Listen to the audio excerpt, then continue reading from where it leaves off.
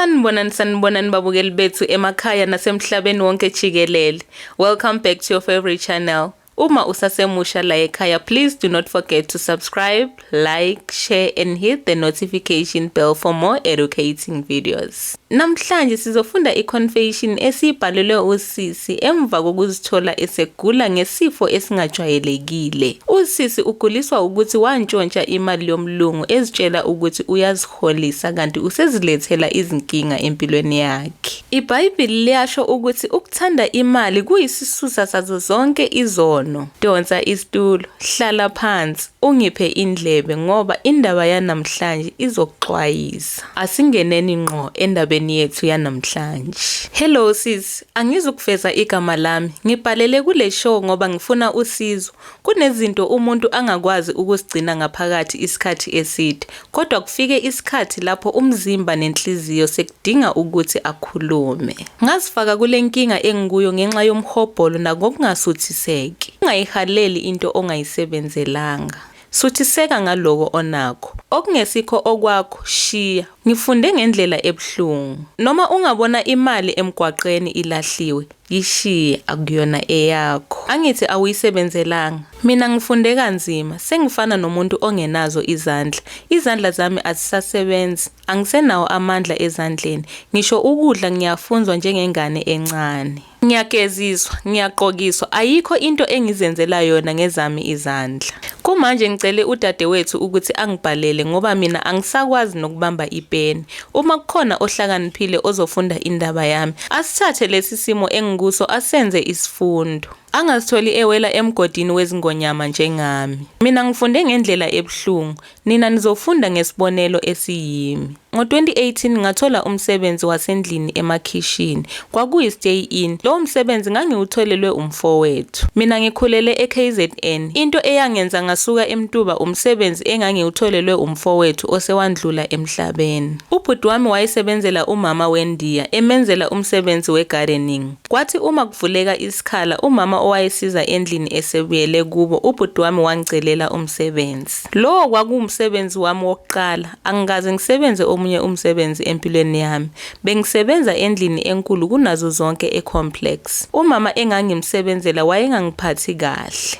Ngangiqala umsebenzi ngo-6 ekseni, ngangima ilanga lonke ngize ngiyoshayisa ngo-10 ebusuku. Kwakuwumsebenzi omningi, wayengithuka njalo. Ngangihlala kwakhe kodwa impilo yami yayinzima. Wayengiphathisa okwenja, enobandlululo engamfuni umuntu omnyama la ahambe khona. Sasingadleli esitsheni esisodwa. Esami isitsha besihlala kuBoys Sky lapho engangilala khona. Ukudla kwami kwakuvamise ukuba yisinkwa esimhlophe esinerama. Iloko engangiphila nakho. Cabanga nje umuntu aqale ekuqaleni kwenyanga, inyanga yonke iphele cishe nsuku zonke edla ama-slices amane esinkwa esinerama. Umama engangimsebenzela wayengadli nami, wayengaxoxi nami, ngangikhola imali encane kodwa umsebenzi wawumningi. Ngisebenza kusukela ekseni kuze kube sebusuku, ngangithola usuku olulodwa lokuphumula ngenyanga. Ngisho noma ekhaya kukhona ogulayo, wayengavumi ukuthi ngihambe, wayebhekelele ukuthi ngiphume uma ngi-off. Ngangingafani nabanye abasebenza ecomplex. Wayengafuni ngibize indoda yakhe ngokuthi ubaba, wayethi kufanele ngimbize ngoboss. Mhlambe wayecabanga ukuthi ngizojola naye. Kwathi uDisemba efika ngangibona abanye abasebenzi belungiselela ukuya emakhaya. Abanye babethengelwa ama-presents ngabelungu babo, abanye babethengelwa igrocery, abanye bebethola ama-bonus. Mina wayengangenzeli konke lokho, ngangikhola imali yami encane. Kodwa ngangazi ukuthi nami ngifuna ukuba nento engizohamba nayo ekhaya. Ukudla kwakukhona lapho engangisebenza khona, kodwa okunye kwakulahla edustbin ngilambile. Mina ngangiphila ngesinkwa esimhlophe esinerama. Wayenocuku lo mama. Kwakuba buhlungu ukubona ukudla kulahlwa kanti mina ngilambile. Ngasebenza iminyaka emibili ngaphuma amazipho edlekile emnyama ngenxa yokusebenza kanzima. Kwakukhona negumbi elalikhona downstairs endlini. Umama engangimsebenzela wayehlala ethi angilivuli lelo gumbi. Wayengafuni ngingene kulo. Mina ngangilazi lelo gumbi ngoba lalikhona endlini, kodwa kwakukhona umthetho ocacile wokuthi bekungafanele ngingene. Ngelinye ilanga wayekhohliwe ukukhiya. Ngabona umnyango ungakhiyiwe ngangena. Lelo gumbi lali ku ground floor endlini yakhe. Lapho ngingena khona ngabona imali eningi ngashaywa uvalo. Kwakuyisizumbulu semali igcwele ku-floor. Ngathi uma ngibona leyo mali ngaphuma ngokushesha ngavala umnyango. Ngaqhubeka ngomsebenzi wami sengathi akukho engikubonile. Kwafika uDisemba sonke sasesilungiselela ukuya emakhaya. Sasivamise ukunikezwa amalanga amaningi eholiday kaDisemba. Imosi yabantu ababesebenza kwi-complex bebebongwa ngeimpahla, igrocery namabonus. Mina ngase ngizibonele isikhala sokuthi nami ngibe nemali engizohamba nayo ekhaya. Kancane kancane ngangithatha imali ngiyifihle lapho engangilala khona. Kwathi sekusondela isikhathi sokuhamba ngapheka impahla zami ezimbalwa esikhwameni.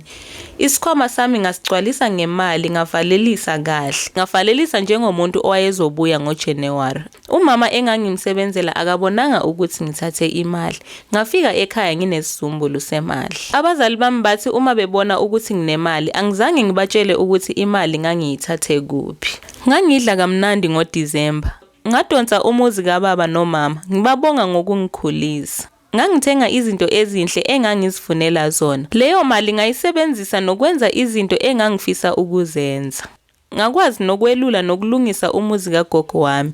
Imali enganginayo yayingisiza ukuthi ngenze izinto eziningi ekhaya. NgoJanuary angibuyelanga emsebenzini. Umama engangimsebenzela wangifonela, angizange ngiyibambe ifoni. Ngangisaba ukuthi angangicela ukuthi ngibuye ngisebenze bese ebiza amaphoyisa. Ngahlala ekhaya ngizidlela imali engangiyintshontshile. Ngaqala ukugula, ngaqala ngethumba esandleni sokudla. Ngahlala izinsuku ezimbalwa, ngagcina sengilikhipha ubovu. Ngasala senginesilonda esijulile. Siphuma amanzi. Leso silonda asizange siphole. Ngangigeza ngamanzi afudumele anetswayi. Ngifaka nebetadine. Asizange sibe ngcono. Isilonda saqala ukukhipha iphunga. Ngafika ezingeni lapho ngangisaba khona ukuphuma ngiye eshop. Egumbini lami lokulala kwakunuka kakhulu. Akekho owayefuna ukusondelana nami. Umuntu owayesondelana nami kwakuwudadewethu kuphela engimcele ukuthi angibhalele namhlanje. Ngathi ngisalwisana nesilonda esasisesandleni sokudla esasingafuni ukuphola. Kwavela esinye esandleni sobunxele. Savela njengethumba. Lesi sona sasingebuhlungu ekuqaleni. Sahlala izinsuku kwaphuma ubovu. Kwasala isilonda esijulile esiphuma amanzi. Ngagcina sengigcwala izilonda ezazivela njengamathumba ezandleni. Zaqhubeka zasabalala ezandleni zami. Mina ngangiloku ngisebenzisa ama-home remedies ngizitshela ukuthi mhlampe kuzoba ngcono, kodwa kwakuba worse. Uma elinye seliqala ukwehla, kwakuvela elinye. Uma sengibona ukuthi amathumba avela njalo ngendlela esheshayo, ngaya ekliniki. Ngaleso sikhathi ngase nginuka abantu bengasathandi ukuhlala eduze kwami. Ngisho nabantu engangicabanga ukuthi baseduze kwami bebengasanginaki ngenxa yephunga. Unesi wathi uma engibona ukuthi izilonda sijulile wanginika i-transfer ukuze ngiye esibhedlela. Esibhedlela ngaphiwa imithi kodwa ayizange ingisebenzele. Sazama nemithi yesintu, izihlahla esasizitshelwa abantu nazo zonke esasizazi. Kwakudlula isikhathi mina ngisabhekene nezilonda. Ekupheleni kwenyanga ngangihamba ngiyogeza emfuleni, ngangifuna ushintsho, ngangifisa ukuthi izandla zami zibuyele esimeni esijwayelekile. Kodwa ushintsho engangilidinga lwalungabonakali. Kwathi ngesikhathi ngisazama ukuthola ukuthi kwenzekeni kimi, esontweni bangitshela ukuthi ngaziloya. Ngazibuza ukuthi ngaziloya kanjani. Bathi imali engangiyintshontsha kwakungafanele ukuthi ngiyisebenzise ngendlela engayisebenzisa ngayo. Bathi kwakukhona isiko elithile kuleli khaya elihlobene nemali. Bathi imali eyayikhona kulelo gumbi yayingatholakali ngendlela ejwayelekile. Kwakuyimali yesithwalo. Bathi kunomkhuba oyenziwa kuleli khaya. Bathi uma bethola imali, lowo mkhuba obalethela imali kumele uhlonishwe ukuze uma umuntu eyisebenzisa leyo mali angalimali noma angashoni. Wagcizelela kimi wathi sisi unenhlanhla ngoba usaphila emhlabeni. Ngabe kade washona. Angazi ukuthi lowo mkhuba wawuyini, kodwa yiloko engatshelwa khona. Kwathiwa ukuze ngiphole kufanele ngibuyele kulelo khaya lapho engantshontsha khona imali. Kwathiwa kufanele ngiyocela umama nobaba ukuthi bangisize ukuze lento ebalethela imali inciphise ulaka. Ikwazi ukungixolela ngoba angiyithathanga ngendlela eqondile. Kwathiwa kwakukhona okwakumele kwenziwe ngaphambi kokuba ngingene. Kwakukhona okwakuzoyenziwa ngaphambi kokuba leyo mali isetshenziswe. Mina ngaphula isivumelwano esasenziwe phakathi kwalowo mndeni nento ababekholelwa ukuthi ibalethela imali. Ngaba nokuthuka okukhulu kakhulu enhlizweni yami. Ngaqala ukukhala, ngacabanga ukuthi ngizofika kanjani eGoli, ngizofika ngithini. Umama engangimsebenzela mhlambe akazi ukuthi yimina owathatha imali noma akazi nokuthi ngathatha imali. Yayinengi kakhulu. Ubungeke ubone uma kukhona ethathiwe. What if ngifika khona bese engibamba angibizele amaphoyisa? Ngizokhishwa ubani ejele? Kungenzeka ukuthi wabona ukuthi ngiyithathile imali yakhe. Mhlambe wayazi. Kodwa into eyayingimangaza ukuthi akazange angibuze ngemali yakhe nangelanga elilodwa. Akazange angishayele ucingo engibuza ngemali. Akazange angibhalele imessage engibuza ukuthi imali yakhe yayikuphi. Mhlambe akazange abone lutho ngoba kwakukhona imali eningi kulelo gumbi. Manje sengiphila nemphumela yalesi simo. Ngemva kokutshelwa iqiniso elishaqisayo ngabona udadewethu ebopha ubuso ebheke umfundisi ekhombisa ukumangala ngenkathi ezwa ukuthi ngangitshontshe imali emsebenzini. Wayengazi ukuthi isizumbulu engangifike naso ekhaya sasingesona esami, ngangisintshontshile. Wangibuza ukuthi ukuze ngithathe isinqumo esinjengalesi kwakwenze njani. Ngazama ukuzimela ngithi mina ngangikubona njengendlela yokuziholela. Ngangisebenze iminyaka emibili, ngisebenza kanzima, ngigqilazwa, ngincishwa ukudla, ngithukwa, ngikholiswa imali encane. Ngasho konke lokho, ngasho nanokuthi abanye bebebuyela emakhaya bephethe izinto eziningi bebonisa ukuthi babuya emsebenzini. Mina ngangibuyela ekhaya ngingaphethe lutho. Ngazama ukumbonisa ukuthi kimi kwakungathi ngangizitholela imali engangizizwa sengathi kufanele ngabe ngiyayithola ngendlela engangisebenza ngayo. Udadewethu wayengakuboni ngaleyo ndlela. Wangibona njengomuntu owenze iphutha elikhulu. Udadewethu wayengajabulile neze. Safika ekhaya sabikela abadala konke esasikuzwile esontweni. Sabatshela ngale ndaba yemali. Abadala nabo baqala ukuyiphakamela le ndaba. Baqala ukuhamba nathi esontweni. Sasifisa ukuthola usizo, izandla zami ziphole, impilo yami ibuyele esimeni sayo. Kwahlanganiswa imali ukuze siye eGoli, sahamba njengomndeni. Kwakukhona abazali bami nabanye abantu abadala basemndenini. Sonke sasihamba ngenhloso yokuya kuleli khaya siyokhuluma nomama engangimsebenzela. Sicele uxolo nokuthola usizo. Ngaphakathi kimi kwakungekho lula. Ngangithukile nginokwesaba ukuthi lo mama uzothini uma engibona. Indlela engasuka ngayo ibingekho yinhle neze.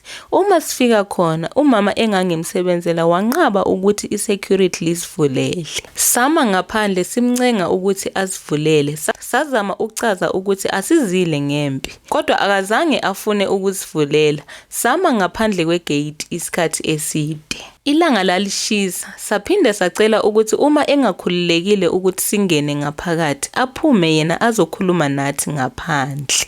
Ngenhlanhla kwafika indoda yakhe, wabona ukuthi kukhona abantu abami ngaphandle. Ubaba ozala mina wacela ngokuzithoba ukuthi akhulume naye. Indoda yomlungu wami yasivumela ukuthi singene. Sasifuna ukuxolisa nokucela usizo. Ubaba ozala mina wazethula, waphinde wabachazela ukuthi sasibekwa yini eGoli. Nganikwa ithuba lokukhuluma, ngalikhuluma lonke iqiniso. Angizange ngifihle ukuthi ngangingenile kulelo gumbi ngathatha imali. Ngacela uxolo. Umama engangimsebenzela wakuphika konke lokho wemba phansi.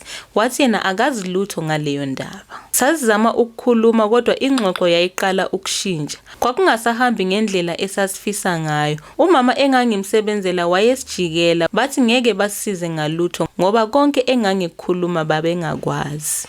Umama wathi nale ndaba yokuthi ngathatha imali akayazi. Sagcina siphuma singalutholanga usizo ebesilidinga. Sabuyela ekhaya inhliziyo yami idabukile.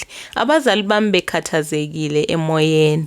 Emva kwesikhashana babuyela bodwa obaba bangishiya becabanga ukuthi mhlambe uzokwehlisa ulaka, kodwa abalutholanga uncedo. Umama akabavumelanga ukuthi bangene. Wababizela amaphoyisa ethi uyahlukunyezwa. Kusukela ngo-2021 izilonda ezisezandleni azipholi. Ziphuma amanzi anukayo, izandla zami ziyanuka. Uma ngihamba ebantwini bayasuka kimi, nginuka into ebolile. Ngisakwazi ukuhlala eduze kwabantu njengakuqala. Ngilandelwa zimpukane la ngihamba khona. Ngifuna nje ukuphila impilo ejwayelekile. Ayikho into ebuhlungu njengokubalekelwa abantu uma uhleli nabo. Isono ngodadewethu ongiwashela impahla nsuku zonke ngenxa yephunga. izandla zami zincipha njalo. Mangihamba ebantwini ngigqoka into evala izandla ngifihla izilonda nangendlela engiyiyo. Angibukeki kahle. Kodwa angikwazi uyigqoka isikhathi eside impahla evalekile. Iba manzi ngenxa yokuphuma kwamanzi ezilondeni. Mina umuntu onomzimba kodwa izandla zami sezincane kakhulu. Kunzima kimi. Abazali bami nabo bazama konke abakwaziyo. Kubuhlungu uma bengibona ngikulesi simo, bazimisele ukuhlawula. Ukube bekudingeka bathengise izinkomo zabo ukuze ngithole usizo, bebengazama. Mina ngibhalele kule show ngoba ngifuna usizo. Sekuyiminyaka ngiphila nalezi zilonda izandla zami zincipha. Ngivuka ngilala ngibhekene nephunga. Ngidinga usizo kodwa ngingalutholi. Angazi ukuthi yini ezokwenzeka empilweni yami. Angazi ukuthi izandla zami zizoba njani. Ngicela uma kukhona onolwazi mayelana isifo esingiphethe angisize. Ngiyabonga. Babukeli, indaba yethu yanamhlanje iphelela lana. Siyabonga kudadewethu ukuthi athole ithuba nangesikhathi sokuthi asibhalele. Le ndaba iyisifundo kubantu abahalela okungekhona okwabo. Musani ukuthatha izinto eningazisebenzelanga ngoba awazi ukuthi ikusasa likuphatheleni. Uma kukhona umuntu onolwazi olungenza usisi athole usizo aludingayo, sicela usabele ngendlela enomusa nangothando. Uma le ndaba ikuthintile, asihlangane ku-comment section.